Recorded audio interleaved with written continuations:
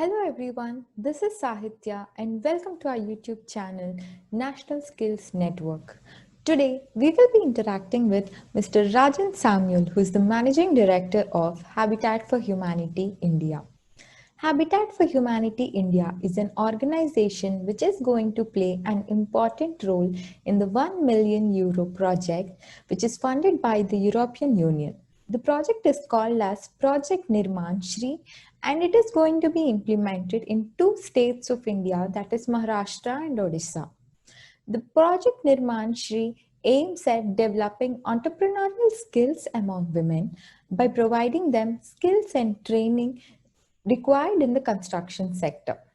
So, without much delay, let's go ahead and interact with Mr. Rajan to know more details about the project, the role of technology, and how they are addressing the twin challenge of women empowerment along with providing them a sustainable livelihood. So, welcome, sir. Thanks for accepting our invitation to be on our channel, National Skills Network. So, I would like to ask you our first question. Could you give us more details about your women empowerment project, Project Nirman Shri? First of all, let me thank you for having me on your program.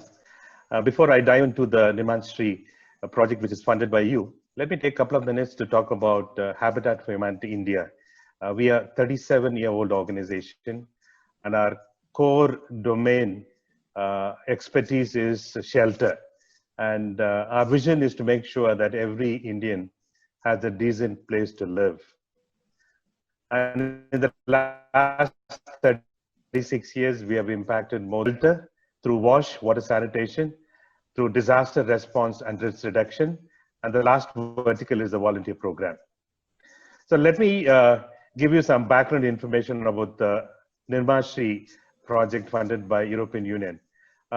There are three critical drivers to this project. Number one is how do we empower women so that they run the enterprise? And we're talking about enterprise around housing ecosystem.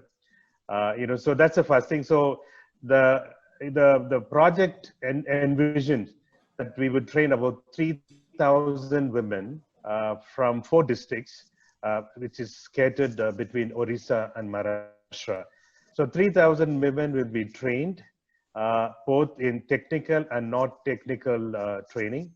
And also they'll be undergoing entrepreneurship training so that they're able to manage and run their own enterprises. So out of 3,000, we will be identifying 50 women-led enterprises, and we will be focusing on those enterprises so that we want to make sure that either it is existing enterprise or is a startup, that will provide all the technical support to these enterprises so that they run a successful, viable, scalable, and sustainable enterprises. Yes, sir. So that's a very good initiative. So I would like to know from you, how do you perceive the skill gap among rural women in India? And how does this project is catering to fill this skill gap among women? Well, if you look at the construction in India, it's the second largest enterprise next to agriculture. And the second challenge that we have in the construction business is that it's a male-dominated business. So therefore, so I think that's one of the things that we are trying to do is how do we equip and empower women so that they are able to make a mark in this male-dominated sector. I think the first thing is, the skilling has to be linked to employability. I think that is exactly what we are trying to do. So skilling cannot be done in isolation as a standalone intervention. So it needs to be linked to employability. And number two is that, when you bring in entrepreneurship training, when I talk about enterprise, when I talk about business skills training, so then you are helping these women to look beyond, getting self-employed. That is right. That's the reason why we said we will work with 3,000 women, but only 50 women-led enterprises will be promoted. And the third important thing, we need to understand in this sector is that while a male mason would get anywhere between 900 to 1,000 rupees, whereas a women worker skilled or unskilled may get about 300 to 400 rupees. So there's a big gap there. So now through this project, we are not only trying to mainstream women to get into construction business or construction sector, we are also trying to see how can we ensure equity in terms of salaries and wage payments. Okay, sir. Does Habitat for Humanity organization also provide entrepreneurial training to these women? If yes, how are you equipping these participants with skills and knowledge which will help them improve their livelihood? Right. So I think the entry into the community is where we do a lot of baseline data collection, and then we are also doing focus group discussions. We have identified women self-help groups and federation in these 2 states. So they are our target group. So we'll be, based on the data that we collect, we'll be able to shortlist those 3,000 women who will be undergoing the training. That's number 1. Number 2 is that as an organization, we do promote skills related entrepreneurship training. And this has to be, because we are looking at individual enterprises.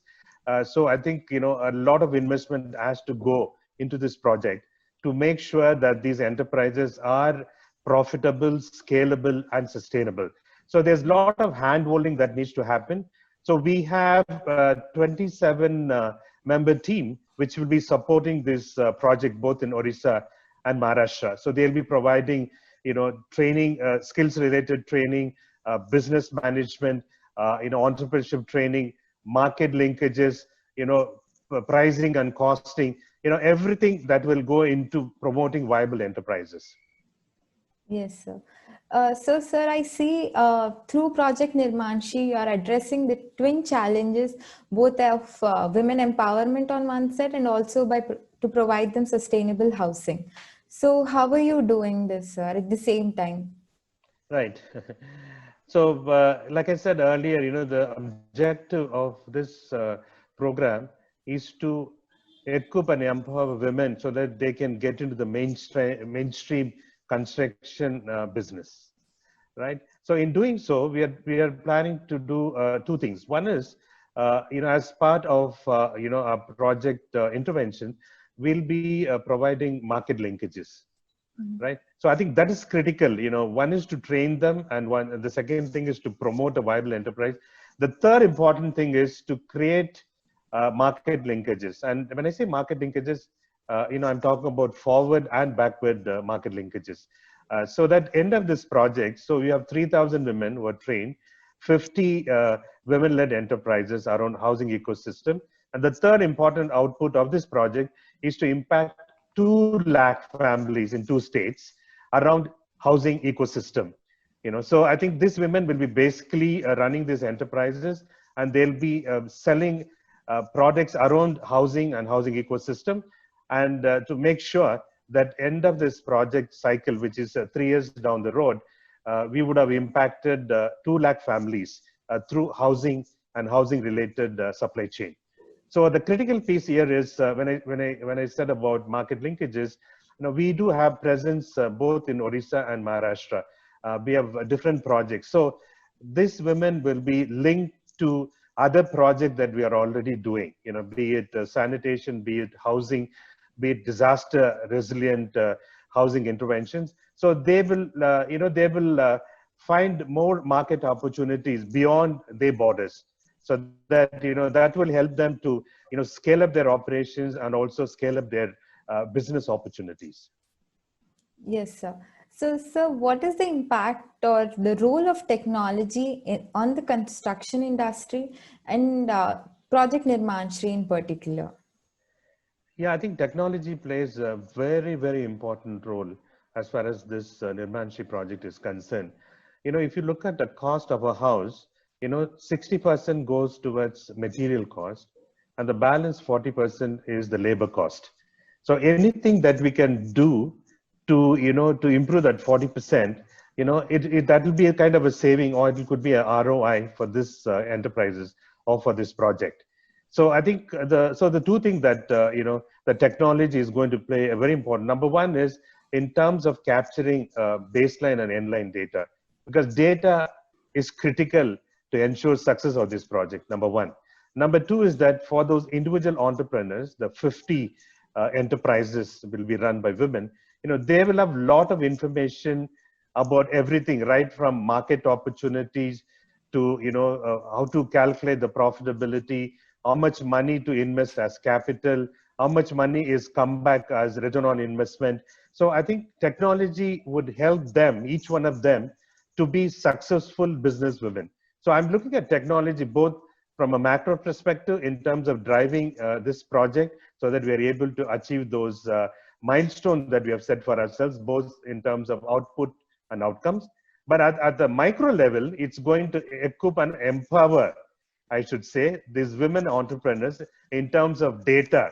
If they want to sell something and if they want to check on the prices of the product that they are going to sell, I think they'll be using, data, and they'll be using the technology in order to, secure those data. And end of the day, they'll be able to make an informed decision. Yes, sir. I think technology is going to play a very important role both in the project and for construction sector. Sir, I would like to know what is the role of stakeholders in the construction sector with regard to the project? How are you approaching them, or the policy interventions or things like that? Absolutely. I think, as part of the project, we had a stakeholder workshop last week. Okay. So getting the stakeholders engaged right from the beginning, from your design stage to the implementation stage, is going to be very critical. So when I talk about stakeholders, it's right from the panchayat, your panchayat leaders, and you have, your mayors and you have collectors. Then at the district level, you have government officials, and at the state level, you also have government officials. So I think the government officials have to be engaged. I think this will help us to have a policy influence as well. As part of this project, we are going to come out with 4 policy briefs, which is going to strengthen, social enterprises led by women in the construction business. So we need to have certain policy level intervention. So it's going to help at the policy level. That's where it's critical for us to engage the government, people who are actually in the government sector. I think the second important stakeholder is the private sector. If you're talking about injecting more capital into these enterprises, if you're talking about marketing of the products that they're going to produce, I think private sector plays a very important role. So I would say that the private sector is the second important stakeholder. The third important stakeholder is the microfinance institutions, federations, self-help groups, and housing finance companies. They provide capital, they provide other support services for these women entrepreneurs. So I think we need to get them on board. And the last one is, I think, the community themselves. I think the community members, they need to be part of this movement. So at the end of the day, that their contribution will ensure that we are able to, promote successful, scalable, social enterprises. Yes, sir. So, how are you training these women? Sir? Are you partnering with any training partners or skilling institutions? Very much. So we do partner with 3 or 4 institutions, pan-India, and we also have in-house expertise. So I think, we put both together and package all the training programs. And, I'm sure that, we'll be more than happy to reach out to you and to work with you or with your members. I think, collaboration and partnership is critical in skilling. So the more we do together, I think the more impact we can see at the bottom of the pyramid. Surely, sir. So, sir, if I may ask, how far have we come in this project? Yeah, officially the project was launched in January, and because of COVID-19 and lockdown, we had few setbacks. But now we are on track, and currently the team is on board, and we have identified people in the field, and most of the staff are based in the field, either in Maharashtra or in Orissa. And the second thing that we have done, apart from the stakeholder mapping workshop, we have already started collecting baseline data. So we have done the data collection, and we are currently analyzing the data. And so that would help us in terms of coming out with the meal plan, the meal plan, which is a monitoring evaluation plan, so that's something that we are in the process of finalizing, so that, the long-term goal, the short-term goals, outputs and outcome indicators. And so we have come up with a clear log framework for this project. And so the next step, what we're trying to do is to, mobilize the community. And again, we have a lot of challenges because of COVID-19. So we have to maintain social distancing, etc. And so we have already started that process. So we are now in the process of mobilizing the groups, and so that we are able to identify and take the project to the next level. Yes, sir. So thank you so much, sir. Sir, is there any other point that you would like to add? No, I think, if you look at the housing sector in general, and, like I said, it's a male-dominated sector. And, in that way, Nirmanshi project is a game changer in many ways, not only empowering and equipping the women entrepreneurs, but also how do we mainstream so that, they're able to, get into this sector. And we have very good examples. If you look at Kerala, there's something called Kudumbashree. It's a self-help group. And I remember meeting a group of women from Kudumbashree. They run a construction business, 360 degree. Everything is done by women. And, they also run the metro, services in Kochi. So I think in Tamil Nadu, you have seen that, and we have trained a lot of women masons. We have also trained women masons in Maharashtra. But now it's time where we need to mainstream, this, intervention, so that, so that at the end of the day, they are able to get into the mainstream construction business. And, that would help us to engage more women in this sector. And that would ultimately lead us to having more women in the business, in the whole construction supply chain business. I think that's an important trade-off that I see as part of this project. Sure, sir. Thank you so much, sir, for your time and giving us your interview for our YouTube channel, National Skills Network. Thank you so much again for having me on your program, and I certainly look forward to working with you soon. Thank you. Sure.